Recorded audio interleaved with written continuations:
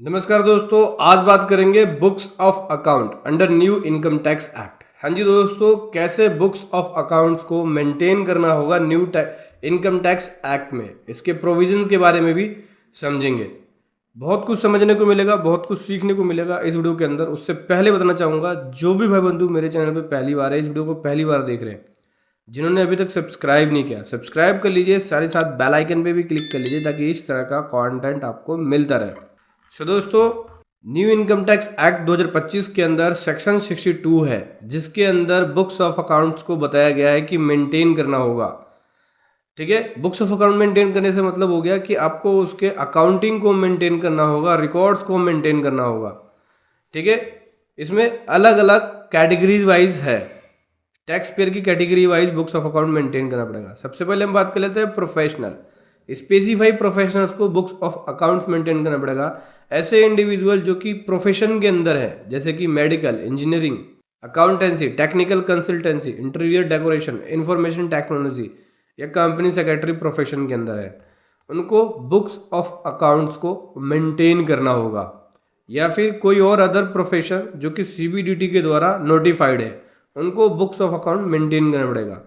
साथ ही साथ business entities जिसको बुक्स ऑफ अकाउंट मेंटेन करना पड़ेगा।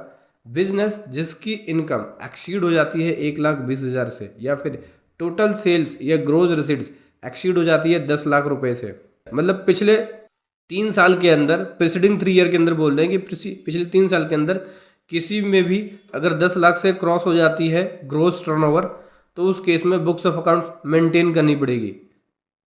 या फिर इनकम 1,20,000 से, जो टोटल इनकम होती है वो 1,20,000 से क्रॉस हो जाती है, तो उसको बुक्स ऑफ अकाउंट्स मेंटेन करना पड़ेगा ऐसे बिजनेस को। दूसरा, जो न्यूली सेटअप बिजनेस है, उनकी इनकम अगर एक्सीड हो जाती है 1,20,000 से और टर्नओवर एक्सपेक्टेड होता है कि 10 लाख से एक्सीड होगा, तो उनको भी यहाँ पे बुक्स ऑफ अकाउंट मेंटेन करना पड़ेगा। फिर ये बिजनेस के लिए हो गया। बिजनेस का मतलब हो गया कि private limited company, partnership firm, LLP, ठीक है, इस तरह के बिजनेस।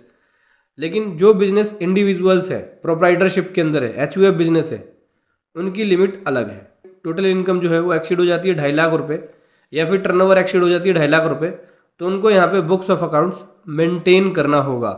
टैक्स पेयर कोई भी एसएससी जो कि अपना बिजनेस या प्रोफेशन प्रेजेंटिव स्कीम के अंदर, न्यू इनकम टैक्स एक्ट में प्रेजेंटिव स्कीम सेक्शन 52 सबसेक्शन 2 के अंदर है, सेक्शन 58 सबसेक्शन 2 के अंदर है, और सेक्शन 61 सबसेक्शन 2 के अंदर है, प्रेजम्पटिव इनकम का बेनिफिट मिलता है। तो यहाँ बोल रहे हैं कि ऐसे बिजनेसेस जिन्होंने प्रेजम्पटिव स्कीम के अंदर अपना रखा हुआ या प्रेजम्पटिव इनकम में अपनी इनकम को दिखाते हैं, कंप्यूट करते हैं, वो अपनी इनकम इस प्रेजम्पटिव इनकम से कम दिखाते हैं, लोअर दिखा रहे हैं। जैसे कि पहले होता था कि कम दिखा रहे हो तो आपको ऑडिट कराना पड़ेगा, तो यहाँ पे कम दिखा रहे हो तो आपको बुक्स ऑफ अकाउंट्स मेंटेन करना पड़ेगा। प्रेजम्पटिव स्कीम के अंदर जो रेट बताया गया है टैक्स का, उससे कम दिखा रहे हो तो फॉर्मेट क्या होगा बुक्स ऑफ अकाउंट्स का, तो एज पर सेक्शन 62 सबसेक्शन 3 जो कि बताया है यहाँ पे बुक्स ऑफ अकाउंट्स कैसे मेंटेन करेंगे। सीबीडीटी ने बताया है कि बुक्स ऑफ अकाउंट्स का फॉर्मेट्स क्या होगा, क्या क्या बुक्स ऑफ अकाउंट मेंटेन करना पड़ेगा।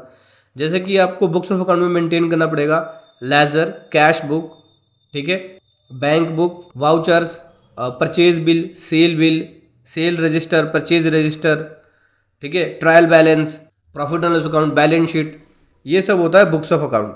इसको आप जो मेंटेन करेंगे वो आप फिजिकली या डिजिटल फॉर्मेट में कर सकते हैं। ठीक है, फिजिकली का मतलब हो गया कि प्रिंट आउट के फॉर्म के अंदर, या फिर डिजिटल फॉर्मेट का मतलब हो गया कि कंप्यूटर के अंदर आप सॉफ्ट कॉपी रख सकते हैं, पीडीएफ में, एक्सेल में, या अदर कोई भी मेथड हो, डिजिटल फॉर्मेट के अंदर रख सकते हैं। तो ये सारे बुक्स ऑफ अकाउंट मेंटेन करने पड़ेंगे जो मैंने अभी आपको बताया। एग्जाम्पल के थ्रू समझते हैं। कोई बिजनेस एंटिटी, एक ट्रेडिंग फर्म है मुंबई के अंदर जिसकी टर्नओवर 12 लाख रुपए है प्रीवियस ईयर के अंदर, तो जैसा कि आप सभी जानते हैं 10 लाख रुपए से टर्नओवर क्रॉस हो गई, तो इस केस में इनको proper books of account maintain करना पड़ेगा।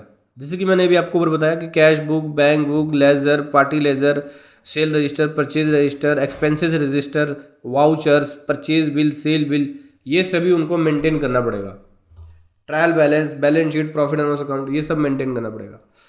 सर दूसरे एग्जाम्पल में समझो कि प्रोफेशन, कोई प्रैक्टिसिंग डॉक्टर है जो 3 लाख रुपए एनुअली अर्न कर रहा है और स्पेसिफाई प्रोफेशन के अंदर है, तो उनको बुक्स ऑफ अकाउंट रिक्वायर्ड होगा कि उनको बुक्स ऑफ अकाउंट मेंटेन करना है।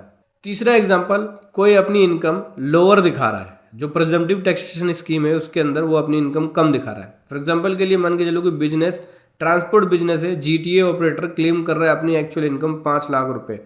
प्रिजम्पटिव टैक्सेशन स्कीम के अंदर सेक्शन 52 सबसेक्शन 2 में एस्टिमेटेड इनकम 8 लाख रुपए है, यानी इस स्कीम के अंदर प्रिजम्पटिव इनकम उसकी 8 लाख बनेगी, लेकिन वो दिखा रहा है अपनी इनकम 5 लाख रुपए, यानी इस इनकम से कम दिखा रहा है।